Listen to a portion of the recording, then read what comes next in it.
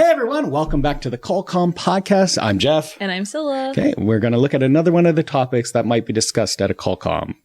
What's our subject today? The art of conversation. Oh, is it really art? I guess so. It's not something that's just natural. I think the older that I get, the more I realize how, it can be in a way. And kind of, it's weird. I also feel like I learn more about how to talk to people and how to socialize. Okay, well, let's look at the first question then. What makes it easy to talk to someone? I think people who are just open to any kind of conversation, for me, I find it hard to make small talk. So for, someone who's just kind of okay about talking about whatever, right. Doesn't matter what it is, I think that's the easiest person to talk to. Common interest is that's the best way to break the ice with someone. If they, if you just hear them talking about a subject and you know something about that, you could jump right into a conversation easily. Yeah. I feel. Yeah. So I guess common interests, but also I guess then you should be knowledgeable about many things too. So that makes it very easy to talk to people. That always helps. Yeah. Number 2. Favorite types of conversations to have. So talk about your favorite types of conversations to have. Oh, well, I love comedy. So I love actually talking about people, about comedians I like and even specials and what they're doing and then try to you bring it over to me and because that's one of my goals is to do comedy. Yeah. I also love talking about food. There's been times when I've had 2-hour conversations just talking about pizza. Yeah. What? No, I mean, I love food. Yeah. Yeah. What's your favorite types of conversations to have? I think, like you said, if you have something you're passionate about, usually that's your favorite. So for me, I love to talk about music. And I feel like a lot of people don't really talk about music in depth. So when I meet someone who can, it's hey, there's so much I want to say. Yeah. And then... wait, we should go sit down because this is going to take a while. Yeah. And then philosophy, which is also another thing most people don't like to talk about. I like deep conversations. Well, yeah, you were in another episode. You were talking about self-improvement. So that philosophy talks a lot about improving one's mental state and place in life. Yeah, I like deep thoughts. I like to talk about stupid things. That's fun to talk about. Number 3, have you ever had a great conversation with a complete stranger? I want to say yes. Yeah. I'm trying to think of a specific one. Does anything come to mind for you right away? Well, a great conversation. So actually, this is a weird thing. When I first came to Korea, the word 친구, friend, is someone that is the same age as you. And I didn't believe that. But then now that I find actually I become closer to people easier that are actually the same age as me. And the reason is because we're the same age, but also we basically live through the same periods in time. So we experience the same things. Yeah. One of my great friends, Mark, he's from Norway. He grew up in Norway. I grew up in Toronto. But because we're the same age, we both listen to the same music. We both watch the same cartoons as children and had the same food kind of. So, it's just, I've had great conversations with complete strangers too, but I find, when it's someone the same age as me too, it just happens spontaneously. Yeah. For me, I think because, like I said, I'm not good with small talk and stuff like that, it's more rare for me to have that kind of experience. But when I do, it's usually someone who just, for some reason, we just click. And we have a similar way of thinking, or their humors same as me, so we're just talking. And then when I have those interactions, I always kind of feel we're gonna be best friends now. But it usually doesn't end up that way. Okay. I'd totally keep in touch and I'll make sure I'll contact, and then that single serving friend. Yeah. Great. Number 4, what percentage of a conversation do you spend talking? For me, that question is really interesting because I'm an introvert. So when I'm around people I don't know, I want to say maybe 0 to 2%. I'm actually talking. But when I'm with people I do feel comfortable around, I feel honestly like I talk too much, and I even feel like you need to let them talk. You need to listen. And maybe that's because I spend most of my life not talking. So then when I get the opportunity to do so, it's just everything that I ever wanted to say just comes out. So yeah. I want, like you, I want to say that it's like 50-50. But but I do, in a conversation, I do start off slow. So the first half of it, I'm more listening and trying to, judge, trying to feel out, the person that I'm having the conversation with. But then by the end of the conversation, I'm more like 70% talking and 30% listening because I've got in the flow. But conversation's also very important to me. Like I've gone on blind dates, and the girl has also let me talk too much, and that was actually a turnoff. And like I want to have a conversation, go back and forth like a tennis match, like ping pong. But it's if someone allows me to talk too much, that could be a turnoff for me. Oh, okay. Yeah, that's interesting. I think it also depends on my mood too. Yeah. Yeah, like if I'm... Oh, sorry, go ahead. Oh, no, if you've had coffee or something like that, you have the energy to spit out a conversation. You're not going to let it die. Yeah, I did drink coffee today, so... Do you want to read number 5? Oh, yeah. What was a difficult conversation you had to have in your life? Okay. So, difficult conversation. So, I guess, talking... not just like subject matter, but like a conversation I didn't really want to talk to, but I was forced to talk about. So I came to Korea for a year, and then I actually ended up like having a fight with my girlfriend and returning back to Canada. But then we kind of reconciled, and my parents said, "Are you sure? Is this what you really want to do?" So I had to have like a serious conversation with them and talk about it. And my mom was kind of against it, me coming to Korea, but my father is like, just do whatever makes you happy. Yeah. I think for me, the most difficult conversations is kind of like when you have to disagree with someone and maybe like you have to stand up for something you believe in or you want to do, or just... if somebody feels differently, but it's important to you that you tell them, your opinion. I don't like confrontation. So really it's just any interaction where I feel like we're potentially butting heads always is really difficult, and I try to avoid it. Like subject matter, I don't like talking about politics. So that if I have to talk about politics, it's very difficult because I have no interest in it. So it's just, it's a painful conversation that I don't know, I can't really contribute to. Yeah. I think that's good. Number 6, how can you improve your conversation skills? Miss Chatty? I honestly think through practice, at least for me, it was like that because, like I said, I was normally really shy and I didn't really know how to talk to people. And I think the more I talk to people, the more I realize the kind of things I can talk about easily, what I feel comfortable with. And then I also feel more comfortable in just kind of saying what's on my mind. Right. Okay. So I'm kind of like a learning by doing kind of person. Okay. For me, like, learning about things to like, just like random thoughts or even have like random information. Like me and my friend, we used to joke around, like we have like a master's degree and useless information.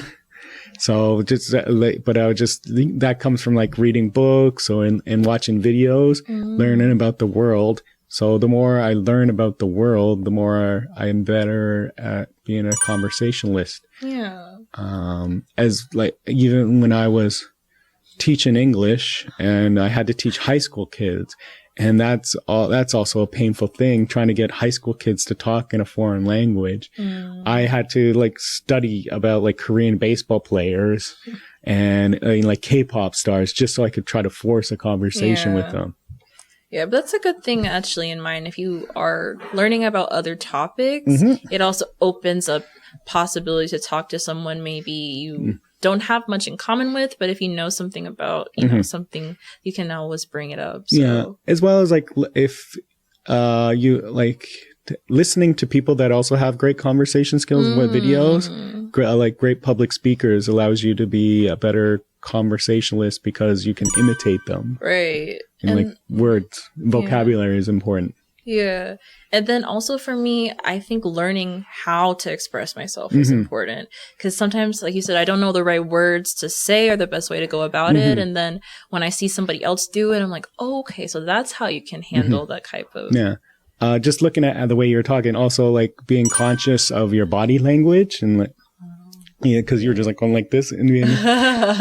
So like, yeah, like being conscious of like how you're also having a conversation nonverbal with your body is important too. That's a really good point because I'm told, one, like you said, I make a lot of hand gestures and I'm told I also make a lot of facial expressions. Yeah. And sometimes I don't even know that I'm doing it. Okay. And then someone points it out. I'm like, oh, or I see myself on camera. I'm like, oh my. I hate it when people imitate me because I do it a lot too. Great. Number 7. How do you feel about conversations with people older than yourself? I actually love it because I feel like, one, I can learn from them and find a different perspective. And 2, sometimes I also feel like I'm a little bit like of an older soul. So I feel like sometimes when I speak to people older than me, sometimes I feel like we can connect in a way that I couldn't with someone younger or my age. Yeah, like, well, like people don't even know my age, so like they think I'm just like a young fart. But like you and I are having a great conversation together, but I'm like 15 years older than you too, but it's still like how do you feel having a conversation with an old man? Honestly, I don't feel a difference. It just feels like, you know, having a good conversation. It's I enjoy it because like some people like they're very wise, so they give me something. They could tell me about experiences that they had that I can't remember vividly. One thing that is kind of hard is like when they talk about music and like going, I wasn't really alive during that time. They're going, they're talking about like going to a concert and I'm like going, isn't really, I don't know that feeling. So that I would say that's actually a hard thing for me to have a conversation with as an older person about music. Because music, people have different tastes. Yeah, for sure. And people from different generations have more drastic tastes in music. Do you want to read number 8? Yeah. So if you could have a conversation with any famous person, who would you talk to and what would you talk about? Okay. So I think I've answered this question in another podcast.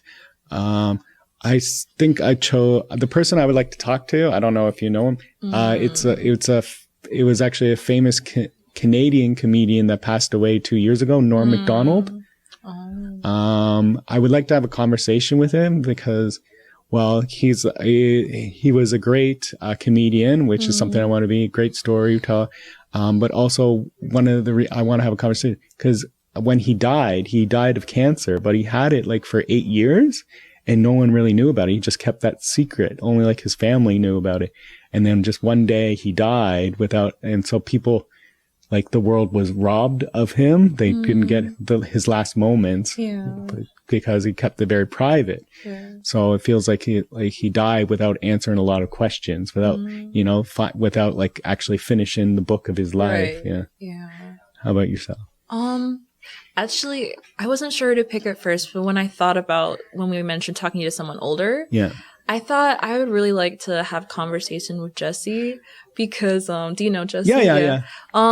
Because I admire how confident she is. Yeah. And also she's from New Jersey, right? I think New York. I think so. Okay. Yeah, and because she also has that experience of being like a little bit different from like Korean culture and having to deal with that. Yeah. So I feel like she could give me a lot of advice and also like, I can relate to her in a lot of ways. So I think I could learn a lot from talking to her. I would love to meet Jessie too. Yeah. I think I would have a great conversation with Jessie too. And she's funny too. Yeah, so. She's funny.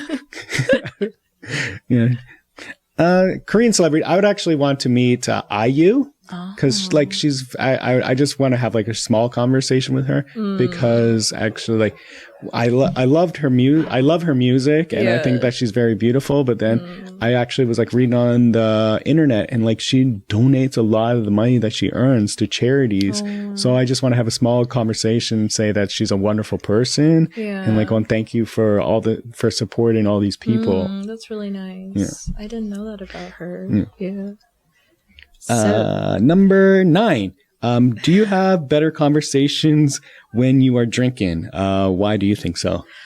I want to say yes. Yeah. I don't know if the other people would agree, but for sure, definitely in Korean, that's the only time I feel confident to speak Korean. Yeah. So I think I speak the most Korean when I am drinking, and then it's fun for me because I feel like I'm not afraid of anything. Yeah. I just kind of say whatever's on my mind, and I feel good because, like I said, a lot of times I'm kind of holding back, and I feel like in those moments I can really just say whatever. Sometimes maybe I regret it, but you know. Well, I agree. I think so. But I'm actually looking right over there, and there's an icebox, a cooler with a picture of like a beer on it that says "Liquid Courage" on it. So and my friend liquid. Alcohol is often called like liquid courage to have a so it helps with a conversation. My friend said like calls alcohol conversational lubricant. Oh my god! So it's just it makes the conversation more smooth, more easy to break into. Yeah. Yeah, I think because like if you're drinking and then like you're getting drunk, but the people around you are also doing something similar. So everyone's having a good time and the conversation grows and grows while everyone's having fun together. Yeah. People also are less stressed and everyone is just kind of like more themselves, I feel like. So you have like less of, we have to tiptoe around each other kind of feeling. Yeah, the barriers, like conversational barriers do come down a lot with alcohol too. Like you could talk about more, risque subjects. Yeah. And then go, oh, no, I didn't mean it. I was drunk. Yeah, that's true. Do you want to read the last question? Yeah. How do you think and feel about talking on the phone? So this is something about me. So actually, I'd rather have a conversation face to face than actually talking over the phone. Like when I get a little bit of anxiety when I see my phone ringing. And it's like it might be someone I'm haven't really thought about and to have a conversation, or someone I don't want to talk to and have I like face to face. I do like like facial expressions. I talk with my hands a lot, and these are tools I can't use when I'm on the phone. Right. Yeah, I have the same thing. I have phone anxiety, and also, I mean, it's weird because I used to hate phone calls. Then I slowly kind of began to appreciate it only with someone I'm close to. Like, we can have conversations. Sometimes we can't always meet up in person. So it's nice to at least be able to talk that way. But if I don't know who's calling me, I never answer it. Yeah. And I always say, if it's important, they can send a text message because I don't want to be caught off guard in a conversation I don't want to be having. Yeah. A lot of people don't like talking on the phone. Like even now, like in this period of time, people, like if you call someone, the person is like, why did you have to call me when a message would have sufficed? Yeah, exactly. It's like, well, you could have just told me all that information in writing. Yeah. Like it can be fun sometimes, but I think it just depends if I have free time. If I'm in the mood to talk to someone and I'm at home, then it can be nice, but otherwise it's not really. Yeah. Like when I call, my father is good at like talking to people, but like when I call home, I can hear, in his voice, he's struggling having this conversation. Yeah. He's like, he doesn't know what to talk about. I guess it's like, he's just buying the time until my mom comes and picks up the phone and so she can have a conversation. She's like, oh, here comes your mom. Okay. Yeah. Okay. Bye. Yeah, it can be awkward for sure. All right. Well, that's the topic of art of conversation. I hope we helped you guys. If you have further questions about Qualcomm, you can visit them on their website at qualcomm.co.kr. I'm Jeff. And I'm Scylla. Bye-bye. Bye.